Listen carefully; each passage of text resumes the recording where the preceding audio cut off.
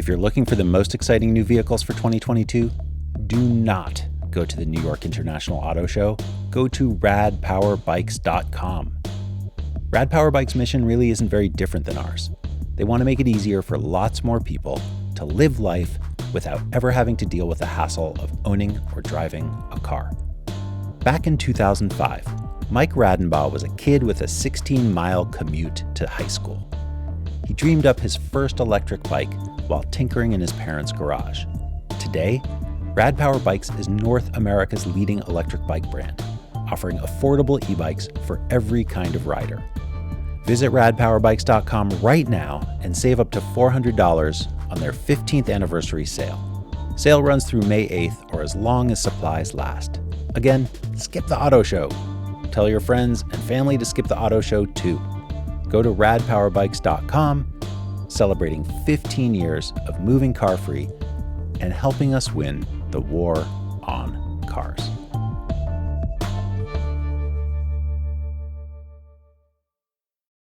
Just a quick heads up for sensitive listeners. We kind of cussed a lot in this episode. There's some strong language, so just be aware.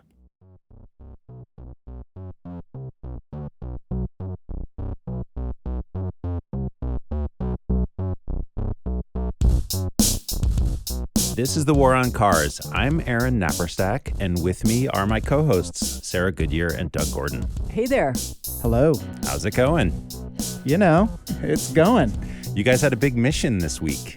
Yeah, it was really exciting. I felt a sense of renewed purpose after this mission. We should tell our listeners what this mission was. Yeah, so Sarah and Doug have just returned from the 2022 New York International Auto Show. We infiltrated, we dropped them in out of choppers. Yep. And got they snuck out. in. I was like Tom Cruise, Mission Impossible, dangling from the ceiling. It was great. Yeah, I was like crawling underneath the laser beams, like, Dun, like dun, doing dun, the... dun, yeah, dun, it was yeah. great. And you made it out. That's the most important thing. They didn't catch you. They let us out. Nor was I escorted out by security. So that's a win.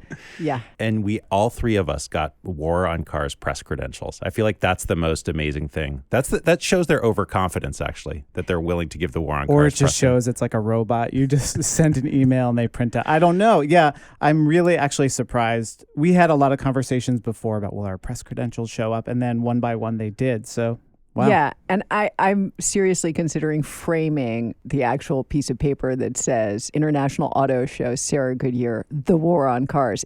It's pretty good stuff. I still have my 2019 press credential hanging from the bulletin board. So I can't get rid of it. I moved offices and I was like, should I get rid of it now? Mine? No. Keeping it forever.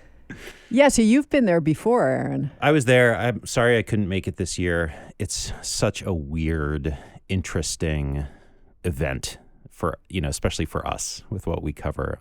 Kind of fascinating, but also extremely unpleasant.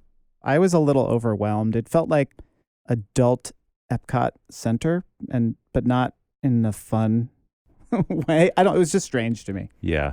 I guess for me, there are all these attempts at creating these environments within the environment. Each display is trying to do its own thing. And I just kept feeling like it was all so flimsy. Like you could just knock over this thing and then you would realize this is just a big empty shell. Metaphor alert. Yeah, I mean, Yeah. It's funny. I got the feeling the last time I was there, especially afterwards when I left, the same kind of feeling that I get whenever I'm in a casino.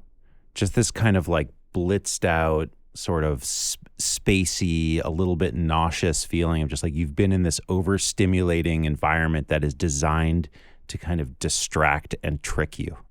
I think the casino metaphor is good because, first of all, it was at the Javits Center, which if our listeners don't know, is on the west side of Manhattan. It's the massive convention center. And when you walk in, it's this beautiful, I don't know if people would call it beautiful, but it's this IMPE designed building with lots of windows and lots of light coming through, except for when you then descend into the actual convention space where there are no windows and, like a casino, no clocks. The only difference is less cigarette smoke, I guess. Yeah. And did anyone give you guys second looks about the War on Cars press passes? Were there any issues with that? Yeah. So I probably should say that. So we obviously went with our recording kits, and I had a rule that I wouldn't record anyone until I had their permission to record. If I had just kept my recorder on, you would have heard a few different reactions when I said I was with the War on Cars. You would have heard like, oh, wow, great. And then people walk away. You would have heard people say, yeah, let me go get someone for you who can talk to you. And then I just stand there like an idiot. Or you just would have heard nothing because it was people who looked at our name tags and were like, oh, okay. And then like turned around. Yeah, I mean, I think it's important to say that the people that we talk to, the people that I talk to, I did tell them who I was and where I was from. And, you know, these people are people who they're just doing their jobs. So many of them are, you know, not making decisions about this kind of stuff at all. So I'd like our listeners to extend some grace and compassion to the people who were trapped inside this casino for however many days. Aaron's looking at us like, no, fuck these people. Fuck these people. Sorry okay, we'll have grace and compassion for the auto industry. But first, all right, let's get a word from our sponsor. Spring has sprung, and that means more time outside, and let's face it, the occasional spring shower. When I'm out running errands, picking up the kids, or just exploring my neighborhood, I stash my Cleverhood rain cape or anorak in a bag so I can be ready for anything spring throws my way. After all, there's no reason to let a little rain get in the way of getting stuff done. Now, what might slow you down are all the questions you'll get from people who notice your stylish rain gear and want to know where you bought it. When they do, tell them that listeners of the War on Cars can receive 20% off anything in the Cleverhood store. Just go to cleverhood.com/waroncars and use coupon code WALKTHISWAY. It's good through the end of June. Again, that's cleverhood.com/waroncars, coupon code WALKTHISWAY. Stay dry out there. Okay, so before we get to the specific displays for auto brands and the people you talk to, let's just set the scene for us. What's the atmosphere here? The first thing you notice, frankly, is how loud it is.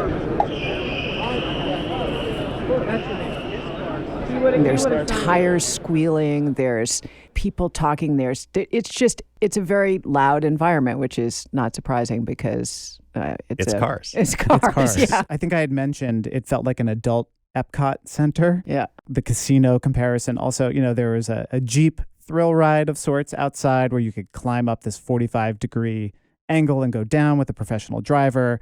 There was expensive whiskey at the Infinity booth, fancy coffee somewhere near the Ford booth, lots of food available. And Nissan had this spot where you could assemble bags of trail mix, you know, for the outside. I hope you guys filled your pockets. I didn't. With I had snacks. I actually didn't. I was worried it was like kind of like going down into Hades, that if you ate while you were there, you might never be able to leave. Maybe they'd slip something in our drinks, right? I don't know. Church and state. We were journalistic quote unquote, ethics, guys. We were Nice journalists this day. But Sarah, amidst all of this confusion, I did see you testing out something to get a bit of, I don't know, Zen relaxation. Yes, I found a place to get away from it all. Infinity was displaying its new QX60, which is one of those names of a car. Like, what is that even? But it's a Star Wars droid, I think. And they were touting the acoustic properties, how quiet it is, and you know, it's all part of this idea that cars can offer us peace and refuge and be a kind of refuge from the world. And they had an isolation booth that you could go into as it was like a chance to take a break, which I took advantage of pretty much as soon as I got there. How quiet can it get? Let's listen. Okay, there's a screen in here. A moment of quiet. Touch screen to begin. I'm going to sit down, make myself comfortable.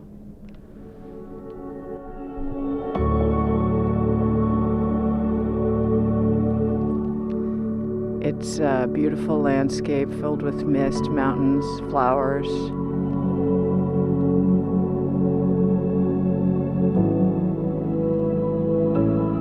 Forest with a stream going through it. There's some beautiful flowers in here as well.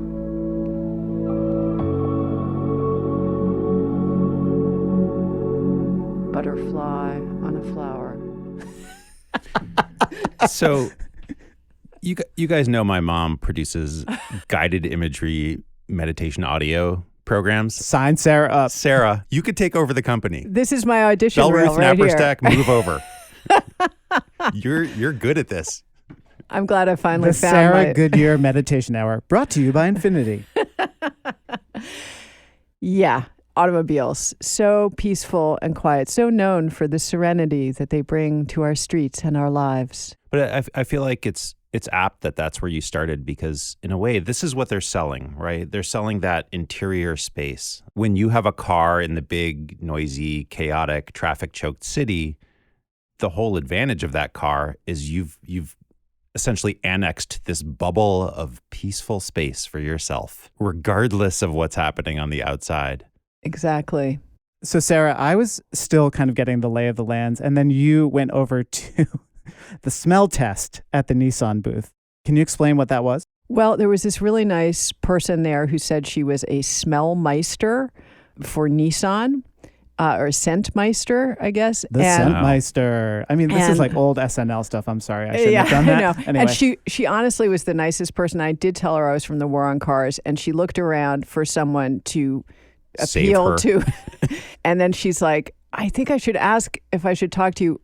Oh, okay, I'll talk to you, because there was nobody for her. There was nobody to approve that. So she did talk to me. So there were these little jars that I had to close my eyes so I wasn't cheating, and she would open them up and I would guess what the smell was, what was in the jar. That's like a pine or balsam? It's a cedar. Okay, all right. Got some cedar Close, chips there. close. Very close, very good, yeah. So you're out on your adventure, there's all these trees around you, you're getting those smells, you got your windows down, you're really smelling all those smells of your outdoor adventure. That's like, that's pine? Yeah, so it's a pine sawdust. Yeah. So when you're out there, you're camping, you're chopping wood for your fire, you got your sawdust out there, that smell, it's making you excited for your campfire. The last one. That's dirt. It is dirt. Yep. So that's pretty self-explanatory. Yeah. You don't have the car smell though. Yeah, so the car smell is right here in the car. Okay, all right. I guess I'll have to go check that out. Take a smell. All right. What is the point? Why? Nissan had like a very nature themed thing. There was a lot of like fake dirt and grass on the ground. But we did post this to Twitter. They also had simulated city streets, and they had parked a bunch of their cars in crosswalks. It was all very realistic. Yes, there was like verisimilitude was incredible. Yeah, and there was also like in the Nissan display, I think there was like a raccoon cut out, like a raccoon kind of coming out from behind a rock. Before you run it over. It was very much, this idea, which is heavily, heavily promoted in ads these days. I mean, it's a real theme for these vehicles, is like you can get out into nature in these cars. I mean, that's always been the pitch for automobiles since the very beginning, when wealthy people were the first people to basically own them. It was get out of the filth of the city and go for a ride in the country on a parkway, right? That was the original promise. So they've never really lost that. But Sarah, I want to know, did you actually go and smell the car? I didn't see you at that point. I'm very diligent about these things, and I did need to smell the car. I'm going to get in the car, and I'm going to smell it. Yeah, it definitely smells like a car. So while Sarah was having her senses tickled and her Zen experience in the peaceful bubble of the car, Doug, you were getting an entirely other type of sensory experience. Yeah, that experience was rage and aggression. So I was standing around for a while by the Ford display where they were showing off the new 2022 Ford Bronco Raptor, which is ginormous. Like the last thing you see before you die, big, huge. It's also a very weird mixed metaphor. Yeah. Like a horse bird. A dinosaur that mated with a horse, a bird of prey, right? Let's just combine the animals. Fuck it, right? Anyway, this thing was so big. It's over 7 feet wide. It probably barely fits into a parking spot at the mall with enough room for you to open the door without hitting the car next to you. It was 6.5 feet tall. Sarah, did you see Boomer Esiason? He was standing by there. The former The actual quarterback was there. from the Cincinnati Bengals. Yeah, I saw him, but I didn't know who he was. But I knew he was important because lots of people were following him around. I looked this up. He's 6'5", and this car is taller than he is. It's about 6.5 feet tall. Wow. It weighs more than 5,700 pounds. It had huge tires that were sticking out wider than the body of the car itself, like total murder machine kind of material. I was not happy looking at this thing. It was a scary item. I mean, it looked like it was designed to freak you out. And so I did speak to someone from Ford, Gian Cadiz, who is a communications manager, all about this massive car. So yeah, tell me about, this is the Raptor, the 2022 Raptor? So that's right. So first time New York Auto Show appearance. The 22 Ford Bronco Raptor is here. We just debuted this in January. It's our Bronco built wild to the extreme. Everything about this is meant for high-speed desert off-road, at the same time extreme rock crawling. We don't compromise either way. We like to say that it's Ultra 4 inspired, just like the Ultra 4 race trucks you might see out in the Southwest. King of Hammers would be the one that most people think about. That's what it's inspired by, and it's just kind of that extra boost of adrenaline in every shape, every sense of the word for Bronco is the Bronco Raptor. Tell me about these tires, because they're massive. Sure. So you're right. If you're gonna be jumping your Bronco Raptor, you're gonna need some big tires as well. And these are 37-inch BF Goodrich T8 tires, largest SUV tire right now on the market. That's 37. The average car is maybe high 20s at best. So this is 37. It's massive. And so this gives you extreme grip, not only just across desert sand. Again, we need to be able to make sure that Broncos can rock crawl as well. One of the things that's key for us is that Broncos need to go over all terrain. And obviously these 37-inch tires help us achieve that. So I'm 5'8", so that's essentially almost half my height, basically. So full disclosure, our podcast is about sort of cars and their effect on people and cities. And it's great if someone wants to go off-roading, go to a park, and Sure. where this is allowed. But like, if someone's driving this in the city, the hood of this thing comes up to my shoulders. Like, what considerations are given to the people who might be outside of the car, as opposed to just the person who wants to go with that extreme experience? Sure, of course. For one of the things that we do at Ford, it doesn't matter if it's our Ford GT, the Bronco, or F-Series, right? America's best-selling truck. Safety matters, right? Safety is priority, always priority number one. And of course, you're absolutely right. Here in Manhattan, safety matters because there's so many pedestrians in front. There's, when we design for pedestrian protection. That also includes what is that front face of the vehicle. And so, yes, that is something we absolutely take into account when we're designing. Again, this is a large vehicle. Yeah, you're right. It maybe isn't quote city size, but we also know that it can function very well here in the city. Just like a lot of the bigger SUVs you see around town, you're not going to have any issues with some of the potholes and metal plates and stuff around the Manhattan roads.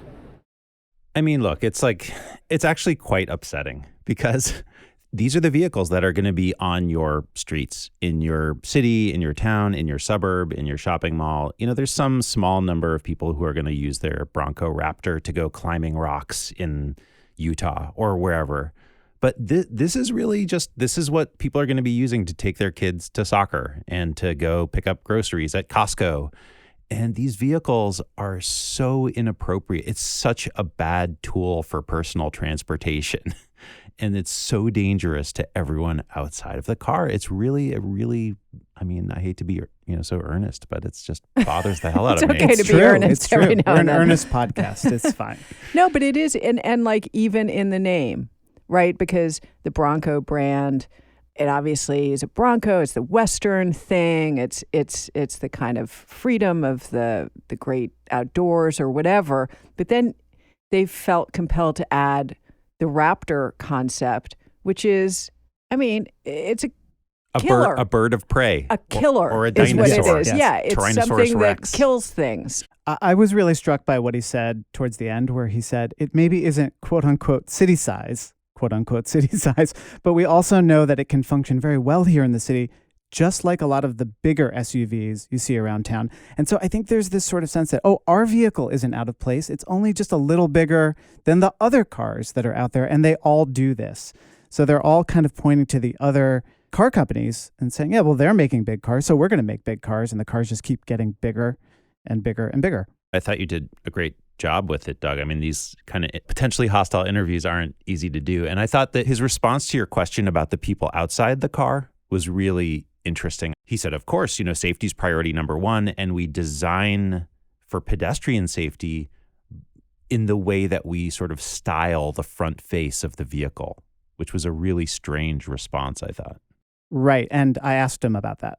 You talked about the front face, but can you talk about what does this convey? I always feel like we're all so used to cartoon version of cars, right? Sure. Where the headlights are eyes. What do you think this conveys to someone? So one of the cool things, first and foremost, obviously this nods back to the original first generation Bronco from 1966 to 1977.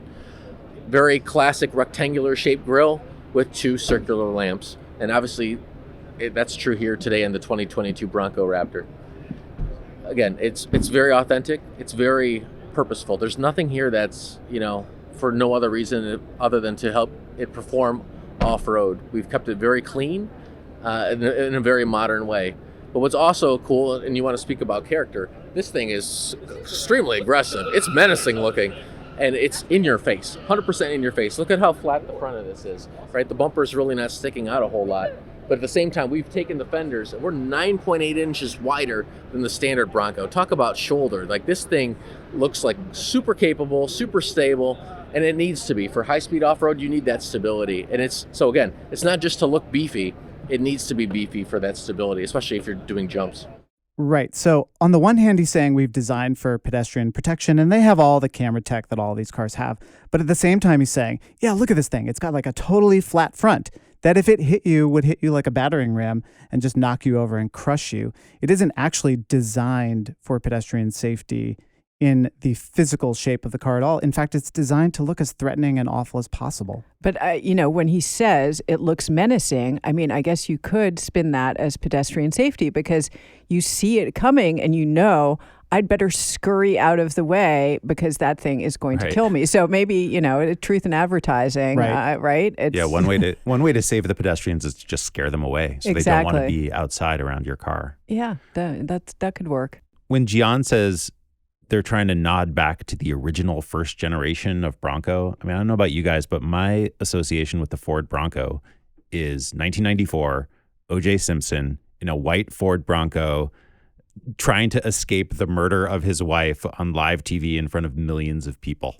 Did you ask Gian about that, Doug? I did not bring up O.J. Simpson. Okay. No, I did not. He wasn't there as a spokesmodel. Next time. No, yeah, next They time. should get him in there. What's he doing these days? Sure. The Bronco Raptor OJ edition. Perfect. Really sends the message. All right, but that wasn't the only aspect of auto aggression that you confronted, was it, Doug? There were seemingly a lot of contradictions in what he was saying, that on the one hand, we've designed for pedestrian safety, but it's menacing and it's got this flat front. So I was pretty proud of myself, actually, for this next question. So can I ask you it's sort of maybe a philosophical question. We were talking about how the front of this is really aggressive in your face, but at the same time, the use case you're talking about for this car is solo, desert, rock crawling sort of driving. So why would it matter what the outside of the car looks like if it's meant to be used in a place where no one's going to see you except, you inside the car? Well, I think, it matters a lot because one of the cool things, and obviously Bronco, we would say when we debuted it, the initial Bronco family, it became quite a cultural moment. People who were not even into vehicles were excited about Bronco or heard about this Ford Bronco coming back. And so that's more than just the name, it's the authenticity. Its styling does represent an era, definitely at Ford, where some of the best ideas came from. And at the same time, some of the most original ideas. At the time, you had the Willys Jeep, you had the International Scout, and both of those vehicles were very utilitarian.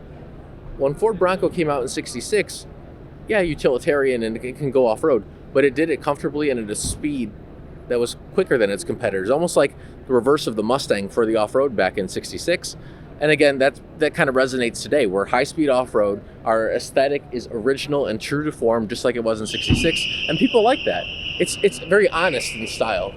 There were two interesting things there to me. One was the way in which Jean is so open about the menacing nature of the vehicle. Like, this is not a thing to be embarrassed about or a thing to hide. That's the sales pitch. And two, this kind of, the big new idea is hearkening back to 1966. Make Ford great again. It's nostalgia.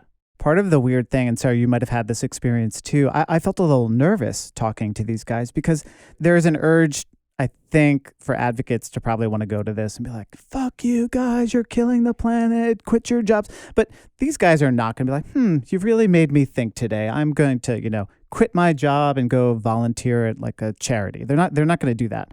So I found that just letting them talk, this stuff would just come out. And yeah, you're right. Like, it's menacing, it's aggressive, it's in your face. This just came out of his mouth. Like, he doesn't think about the implications of what that means for anyone other than the person buying and operating the car.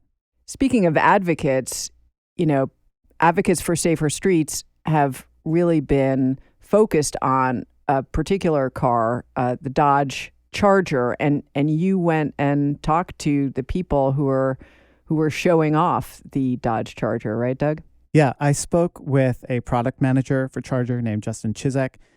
He was accompanied by a man named Darren, I didn't get his last name, who appeared more senior than him and was sort of like his handler, I guess. Again, I should say that a lot of people listening to this probably would have wanted me to really give Dodge the what for. Spill a bucket of blood on Justin? Yeah, basically. Thrown myself across the hood of the car or something. But part of what I wanted to do was just see how much I could get out of them. I also just didn't want to be escorted out by security or have the interview cut short. So here's what I talked about with Justin of Dodge. So full disclosure, I'm with a podcast, don't be afraid, called The War on Cars. Oh, The War on Cars, okay. Yeah, so don't run off. I will tell you, some people have. So you guys are braver than most. I am not afraid to talk about our products, Good. Pretty awesome stuff. So if you had to explain, like, who's the typical, tell me what we're looking at right here. Let's start with that. Sure.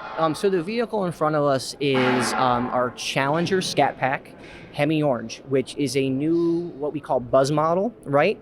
And essentially, this was new for 22 model year. It's available on both Charger and Challengers.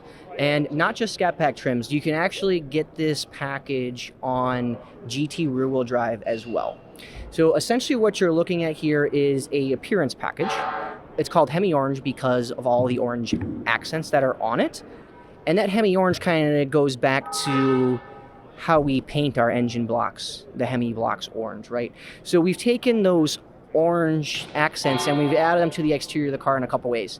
One is the brake calipers, right? First thing you do when you look down at this car, you see it's got these really big 6-pop Brembo brake calipers up front, wrapped by our Warp Speed low gloss black wheel. Really nice on this Scat Pack, and this is on the wide body, right? So it's 11-inch wide wheel.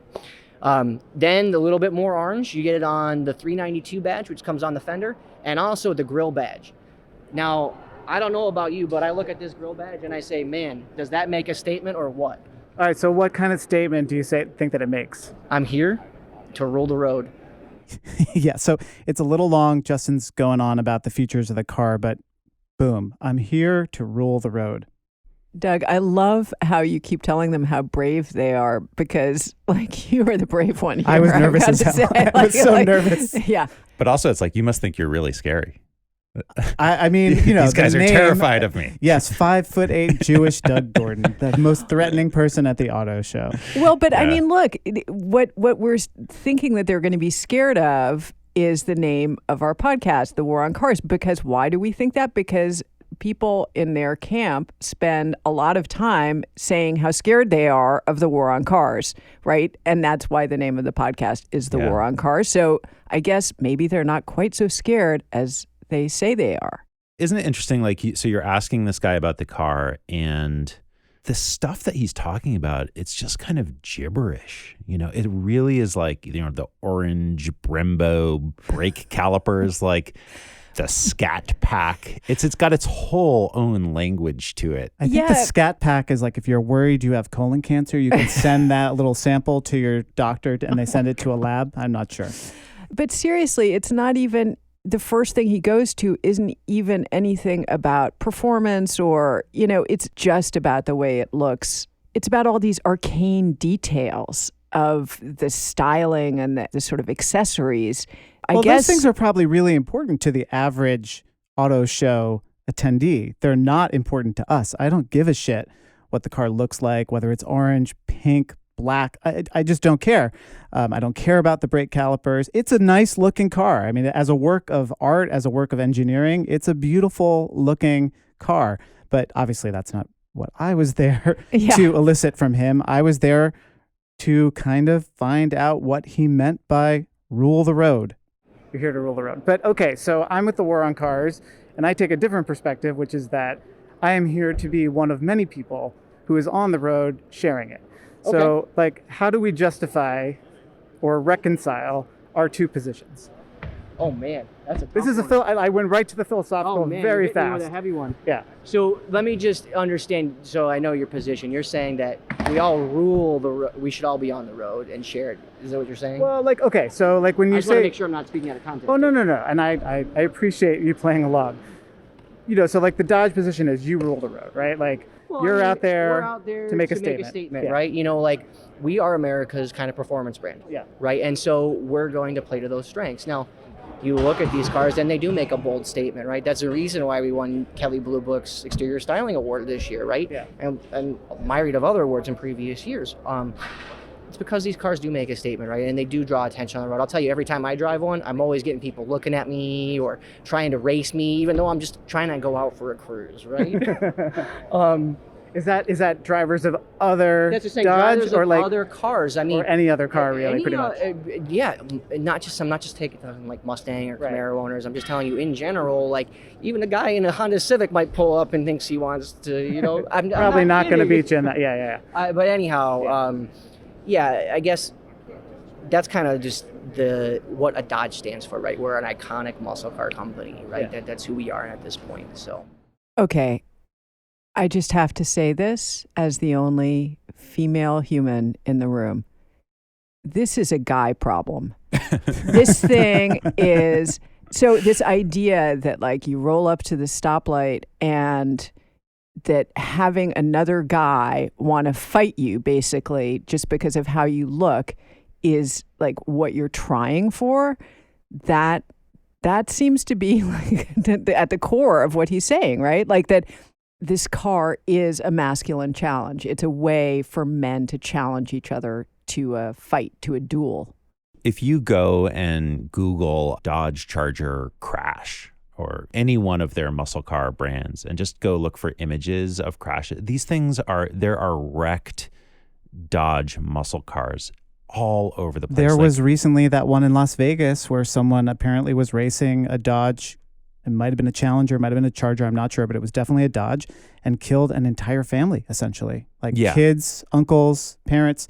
And that's not an isolated incident by any stretch. There is no question that people are using these products in the way that they're being marketed as sort of big, dangerous, menacing things to just sort of either have their own fun or to actually threaten other people. He's basically saying that the styling of the car is an incitement to violence. That's one way of reading it. I totally agree, and I pressed Justin on this a little bit.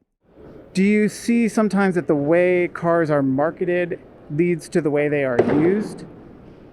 If you're marketing for aggression and dominance and ruling the road, do you see that having an influence on behavior? Well, I think anytime you communicate anything as a company, I mean, it's a message that you're trying to put out. I think people are going to make up their own minds on their behaviors. Okay, we're just merely proliferating the fact that these cars have the performance that if you want to use it, you can. Now, somebody who really appreciates performance and is a car enthusiast should know the difference of where and when to use that, right? Go to a racetrack and do it on a closed course. A closed course, a racetrack, things like that. Places where you can do things safely, right? Now, obviously people do that out on the road. I'm not condoning it, but Yeah, I mean, again, I think people are going to do their own as they wish, right? Regardless of the marketing message we put out there, you know.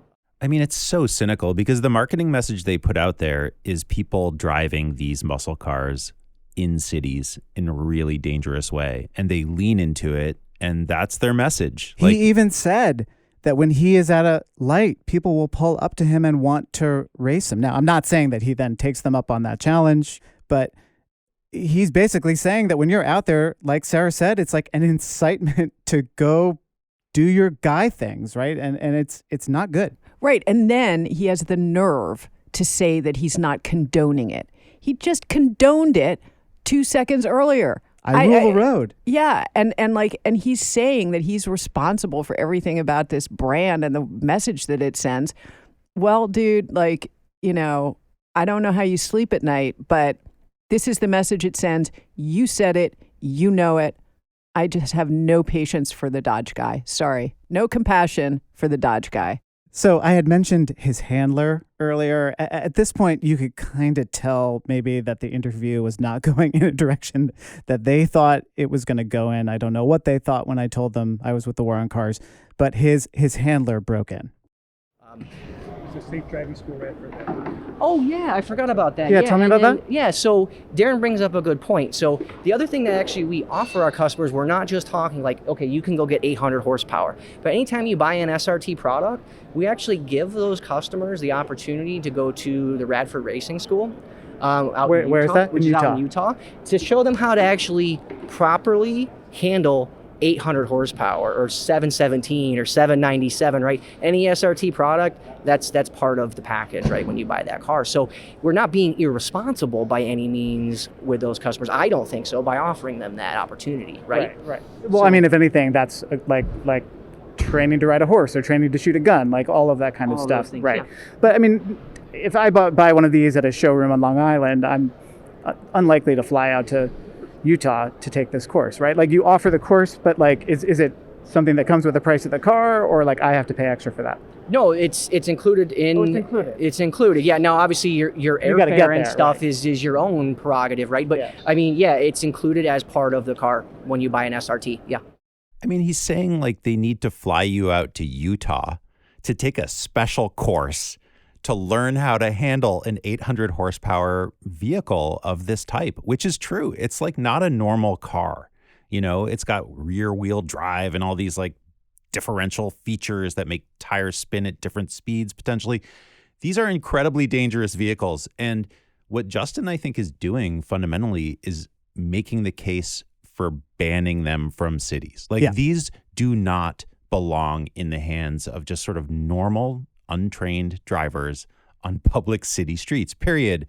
And in a way, like, I think these guys are doing us a favor. They're telling us that these are vehicles that need to be driven by specially trained people. It's so similar to the gun industry in my mind, because basically what he's saying is cars don't kill people, people kill people.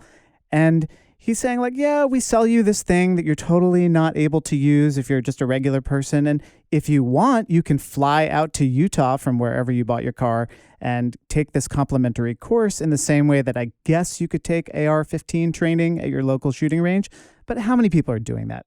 I actually feel like gun culture is better about this than car culture. I do think there is more of an ethic of like, okay, you're carrying an AR-15, you better know what you're doing. And then guys go off to their little, weekend warrior training camps and stuff. And I mean, a lot don't. But I think it's more taken much more seriously than cars. Like this is also a weapon that you're putting in someone's hand. Because everybody drives some kind of a car. If they're an adult in the United States of America, almost everybody has to drive some kind of a car. And so it's like, oh, well, everybody can do this thing, but this thing is not the same thing when you're driving one of these, and it is a weapon. And I would like to thank Justin for making it all so very clear. All right, so now I could really sense that things were going south and the interview was definitely not going to last much longer. So I really wanted to press him on the rule the road comment. So I would just want to go back to maybe one last question to follow up on the rule the road, and maybe and you're saying like this vehicle that I drive rules the road, and 800 horsepower if you're talking about this one over here. And just for clarity, by rule of road, I mean it has a commanding presence. Right? But like when I'm on my bicycle, right, or if I'm walking with my kid, I don't need to have a commanding presence, right? Like I just need to get to where I'm going safely, get the groceries home, get to work wherever I'm going. Why do you think it's so important there are lots of identities a driver could have and express through their cars, right? Why do you think having a commanding presence is so important to Americans right now? Oh, wow. Well, let's be honest. I mean, that's a really tough question. Like, do you think there's something about how we behave on the road that leads people to say, as Americans, as car consumers, as drivers, there's lots. Americans have always expressed their personalities through what car they buy, right? They name them, right? They name them. They treat them like a pet almost. They wash them, right? We feed them once or twice a month, right? So, what do you think is so important about having a commanding presence? Because that's a really specific. You're in marketing. Language is important. So for me, I think that commanding presence, it's just like as if you get a Wrangler, right? For example, these cars make a bold statement, okay? They kind of own the road, I think, in the aspect of the performance is there, okay? And also just the aesthetic, right? The vibe or how people, the attributes associated with the vehicle, right? Does that make sense? So I think what are those attributes in your mind? In my mind, those attributes are our wide stance and our performance lineup, right? Like these cars truly sell from a performance perspective, right? We've got a halo in our Hellcat. Then, you take the next step down, you get a Scat Pack. We truly sell these by powertrain. And then, additional customization and features are all from there, right? So, yeah. You gotta go that 1 o'clock or that 2 o'clock. Okay. Yeah. If you got to get going, appreciate it. Thank you. Cool. You guys are great. Thanks. Pretty clear. Yeah. His handler wanted nothing to do with me. Darren was done with you. We got a 1 o'clock, or maybe it's a 2 o'clock. We got something. Yeah. We got something that's not this. Wow. Congratulations, Doug. You really got them to think for a second. I think that you really confounded Justin there, because when you went to the philosophical stuff, he really did get kind of confused by his own rhetoric, right? He's like, what am I commanding? What does that mean? Yeah, it was all like a tautology of you're saying it makes a statement. What kind of statement does it make? Well, it makes a statement. Yeah. It was very strange. I thought it was interesting because I do actually think you were confronting these guys with ideas that they hadn't thought about. I don't think that they think very much about what they're doing to the environment around them, whether it's just the people walking around outside of the car or, the actual planet and its ecosystem. Not something that they're thinking about. And that's sort of the argument for you doing this interview the way that you did it, instead of just pouring a bucket of red paint on the vehicle and being arrested. I think it's a real service to make them explain in plain English, or try to at least get them to think about explaining in plain English what it is that they mean when they say a commanding presence. A commanding presence means that you are commanding the people around you to do whatever it is that you want them to do and get out of the way. And I don't think that he had ever actually really thought about what those words mean. Maybe you planted a tiny little seed, but at any rate, you did a good job of trying. Justin, if you're listening and you just question your life choices, I'm here to talk. Yeah, and you should be tried at The Hague for human rights crimes. After doing a meditation session with me. Yeah. But seriously, these are the kinds of questions that, there should be Dodge executives answering these kinds of questions in front of a congressional hearing, and that would lead to the regulation of these products. I really think, we can do as much as we want on Twitter and on our podcast, but it's these are products. There are all kinds of consumer safety laws. We know that the auto industry doesn't change stuff on their own. It took a lot of work to force them to even put seatbelts and airbags in their products. And there needs to be real work to force these guys to change, because this stuff shouldn't be on public streets. Okay. I think we all need to kind of shake that off, take a shower, take a deep breath. Look, it wasn't actually all rage and aggression at the auto show this year. And Sarah, maybe you can set this up for us. There were some interesting developments downstairs at the auto show. Yeah, I personally couldn't take as much of the scene around the Dodges and the Fords and whatever as you could, Doug. And I found myself gravitating downstairs where there was a significant dedicated space for micromobility vehicles like scooters and e-bikes. And I just found myself drawn toward that happy place. And it felt so good to be there. Like when I go to a party and kind of intuitively know, oh, that's the Star Wars nerd over there, I'm going to go talk to him. Yeah, exactly. So I got down there, and before long, I was riding around on a VO scooter, and I felt like I was starting to come back into my body.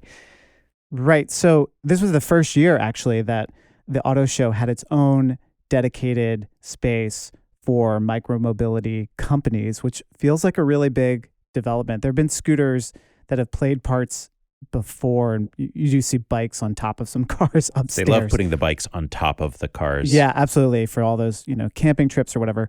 But yeah, so there weren't like huge companies that our listeners might be familiar with, like Rad Power, Turn, Trek, none of the really big names, but there were some interesting companies. Sarah, you spoke to somebody about one of their products.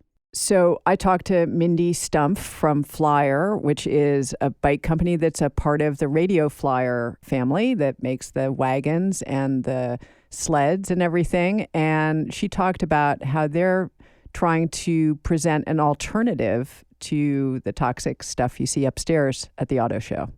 We really think that, it can be a car replacement to help make traveling and transporting with kids a bit easier. So, for example, with schools, we often hear from families that the car drop-off line is so long. So we're seeing that people are using e-bikes to drop off their kids so that they can make that experience a bit shorter and a bit quicker and more convenient. So seeing an e-bike just zoom past all the cars in line to drop off their kids. And same with dealing with traffic or parking. It's really providing that opportunity to have a more convenient transportation option. Yeah, and also more fun, right? Because like the kids, when they zoom past everybody else on their bike, they get to class, right? And then the other kids are probably saying, like, I saw you on that bike while I was sitting in the car, right? Absolutely. I mean, you can't help but smile when you're riding an e-bike. So I also spoke with an e-bike company. I spoke with the head of Jupiter Bikes, which is based in Tampa, Florida. My name is Rob Daniels. I'm the president of Jupiter Bike. Jupiter electric bikes are folding electric bikes. Our slogan is the bikes that fit your life. We have 5 different models, and they each have different target audiences. They each have different use cases. Yeah, it's a great solution for a lot of people. With gas prices being what they are, and a lot of people just looking for another solution for their commutes. It's a great solution for that. This is the future, that people don't want to burn fossil fuels, and they want something inexpensive, and they get fresh air, and it's fun to ride, and it gets them there. It handles the job. So I think government's recognizing that, and they're moving more and more towards having dedicated bike lanes and making it a good experience for the bike commuters. Every time we do a test ride, the customer comes back grinning ear to ear. Riding a bike in general, people like riding bikes. It's a fun pastime for a lot of people. And to interface that pastime with something that's functional and something that you can take to work, something that can actually get 20, 30 miles out of it and not break a sweat and show up drenched in sweat at your final location. It's a very enjoyable product, and it does has functionality too. So, and you can always find a parking space. Yes. Well, so that was really interesting. You both talked to people at sort of the kids table of the auto show, right? So the e-bike micromobility section, and they both emphasized how fun their products are. Yeah. Very different from what you're hearing upstairs. They're not ruling the road. They're not dominating or making a statement. It's literally just gas prices are too high. This is more convenient. And oh yeah, it's a lot of fun. I mean, I got to say, there's something very promising about this. Like, there's a kind of insurgency building in the ground floor of the auto show. I totally felt that. And I felt also that the things that we saw down there showed the kind of innovation and responsiveness to what consumers actually want and need that they were talking about upstairs, but that actually wasn't happening upstairs. They were just recycling the same old things over and over again. And Doug wasn't just talking to some, e-bike spokesperson with a handler. You're talking to the president of the company. I think that's pretty interesting too, that like this person is like, I make these bikes. I want to come and show them to people. And they're not like trying to trick or distract you with like, here, smell this pine and we'll tell you a story about what you're going to do with this vehicle. No, it's literally like, Sarah, go take a test ride on a scooter. And like, you could use this to take your kids to school. And I was allowed to drive the scooter myself because it's not a life-threatening thing to do. And, whereas upstairs you had to have professionals showing you the things. The last person I spoke to was this woman named Nancy Scanlon. She's the VP of Customer Experience at Jetson, which is an e-bike and scooter company. It's actually based not that far from us in Brooklyn. And so, yeah, she mentioned fun, but I also think she had a much different perspective than what you hear upstairs where it's macho and dominance. Here's what she had to say.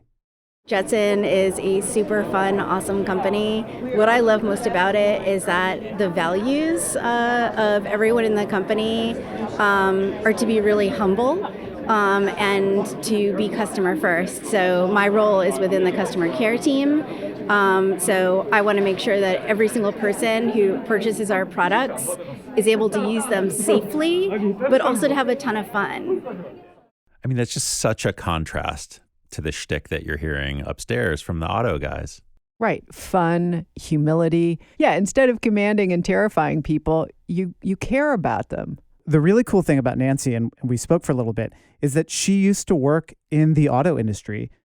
I think it's very exciting that the New York Auto Show is having a micromobility area and track. I had spent many years in a previous life working for Toyota on the upstairs. So I've been very interested in the growth of alternative transportation for many, many years. And it's fantastic to see that it's been embraced by the auto show community. What's your, we're downstairs now. Do you see a day where you're upstairs? I mean, the world is going in that direction. So I 100% think that we will be upstairs someday.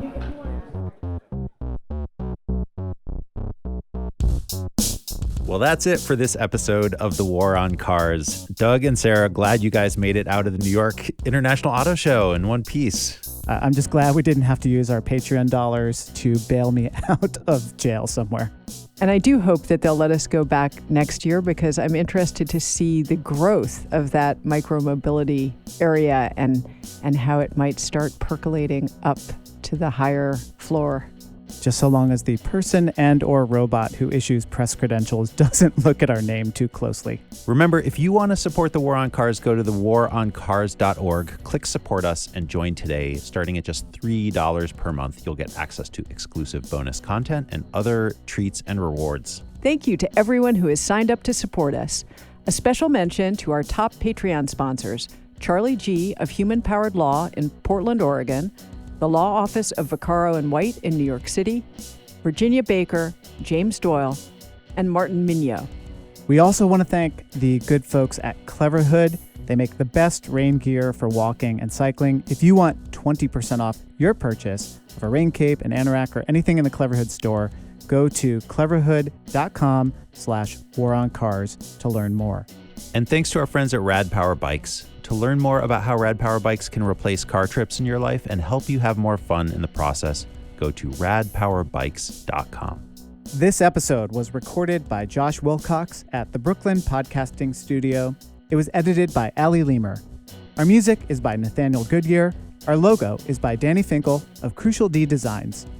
I'm Doug Gordon. I'm Sarah Goodyear. I'm Aaron Napperstack, and this is The War on Cars.